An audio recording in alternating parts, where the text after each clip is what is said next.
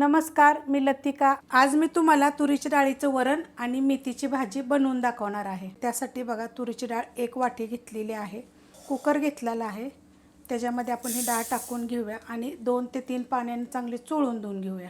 डाळ बघा, मी 3 ते 4 पाण्याने स्वच्छ धुवून घेतलेली आहे। ह्या डाळीचं तुम्हाला मी सांगते, जर तुम्हाला घाई असेल तर डाळ काय करायची, 15 ते 20 मिनिटं भिजत घालायची। आणि जर कुणाकुणाला काय होतं, तुरीच्या डाळीने पित्त होतं ना, तर त्यासाठी तुम्हाला सांगते, ती तुरीची डाळ काय करायची माहिती आहे का, चांगली चोळून धुवायची आणि ह्याच्यामध्ये 1 चमचा तूप टाकायचं।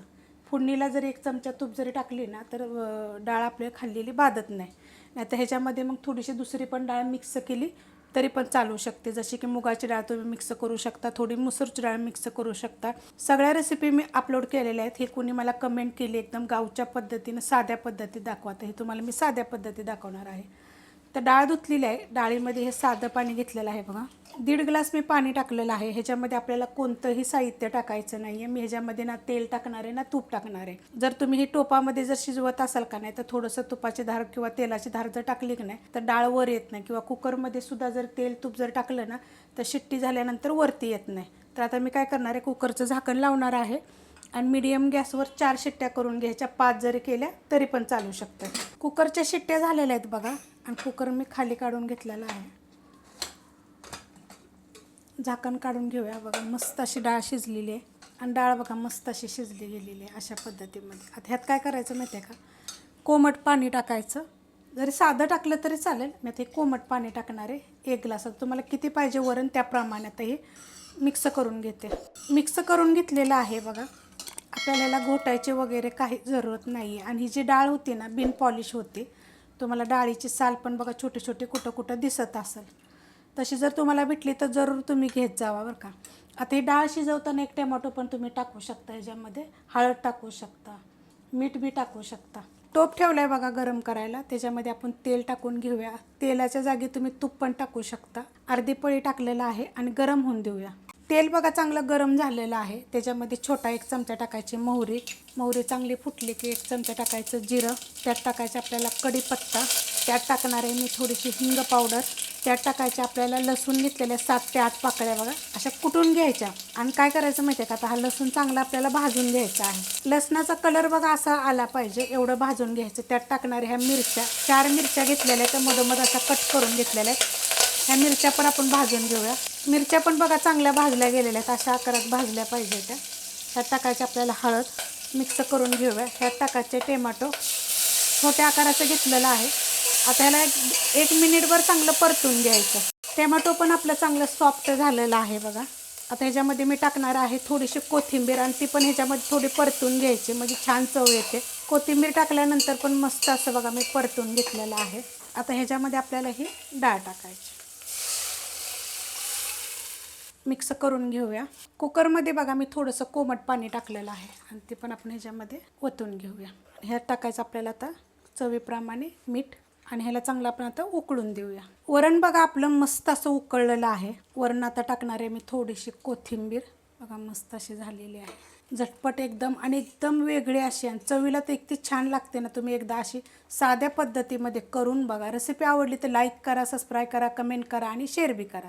आता आपण बनवूया मेथीची भाजी। 2 पेंड्या बघा मेथीची भाजी घेतलेली आहे आणि नीट करून स्वच्छ धुवून घेतलेली आहे। कशी नीट करायची ती पण तुम्हाला मी खूप साऱ्या रेसिपी दाखवल्या बघा। अशा पद्धतीत मी नीट करून घेतलेले, मोठ्या मोठ्या आकाराच्या 2 पेंड्या होत्या।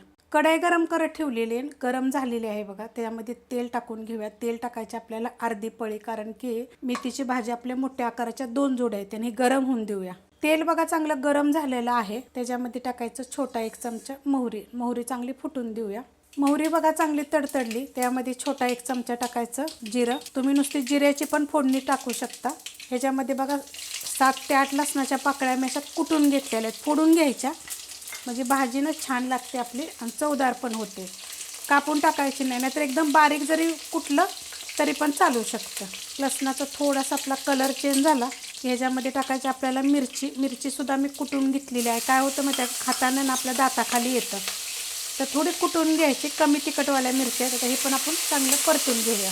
मिरच्या जी टाकल्या होत्या ना, 3 मिरच्या बघा मी अशा कुटून घेतलेल्या आहेत। तुमच्या तिखटाप्रमाणे थोड्याशा कमी जास्त करू शकता।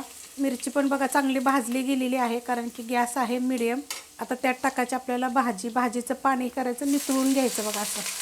आता हे आपण अर्धीच टाकलेली आहे, असं उचलायचं. आता तुम्ही उलटण्यानं जरी केलं तरी पण चालू शकते. तुम्हाला ते पण दाखवते. मिक्स करून घ्यायचं, कारण की गॅस मीडियम असल्यामुळं खालचं मग सगळं जळून जाईल. त्यासाठी हे थोडंसं मिक्स करून घेऊया. मिक्स करून घेतलेलं आहे बघा मस्त असं. आता ह्याच्यामध्ये राहिलेली भाजी टाकून घ्यायची. भाजीच्या तर खूप रेसिपी मी अपलोड केलेल्या आहेत बरं का, वेगवेगळ्या पद्धतीनं. भाजी सगळी बघा मी टाकून घेतलेली आहे. आता हिला मिक्स करायची, म्हणजे वर खाली करून घ्यायची असे. मिक्स करून घेतलेली आहे बघा मस्त अशी.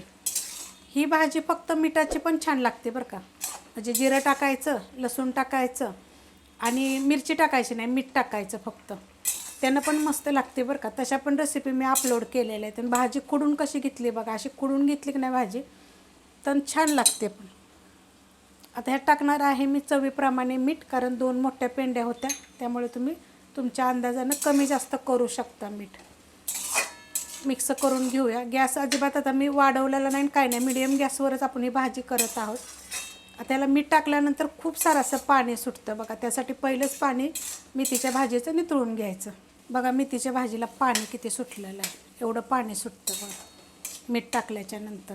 आता ह्याच्यातच आपल्याला ती चांगली शिजवून घ्यायची. आता ह्याच्यामध्ये तुम्ही मूगडाळ भिजत घालून सुद्धा 20 मिनटं भिजत घालायची. पाणी नितळून तुम्ही मूगडाळ जरी टाकली तरी पण चालू शकते. आता मी ह्याच्यामध्ये टाकणार आहे बघा, मोठ्या आकाराचा 1 चमचा आहे, 1.5 चमचा शेंगदाण्याचं कूट. तुम्ही काय काय टाकता जरा सांगा, कारण की मी सगळ्यात रेसिपी अपलोड केलेल्या आहेत, पण ही कोणीतरी कमेंट करून सांगितलेले आहे मुलांना की मला गावच्या पद्धतीत दाखवा आणि ह्याच्या शेंगदाण्याचं कूट टाकून दाखवा. तर अशा बी रेसिपी मी त्याला पाठवल्या होत्या वेगवेगळ्या, तरी पण त्याला असं पाहिजे होतं म्हणून मी टाकलेलं आहे. हे चांगलं आपण मिक्स करून घेऊया. शेंगदाण्याचं कूट टाकल्यानंतर बघा मिक्स करून घेतलेलं आहे. आता हे जे पाणी आलेलं आहे ना, सुटलेलं आहे ना पाणी, हे आता आपण आटवून घ्यायचं. बिलकुल गॅस बारीक करायचं नाही, मीडियम गॅसवर, फास्ट गॅसवर जरी ठेवली तर चालेल, पण थोड्या वेळानं हलवायची, नाही तर खाली लागल वगैरे.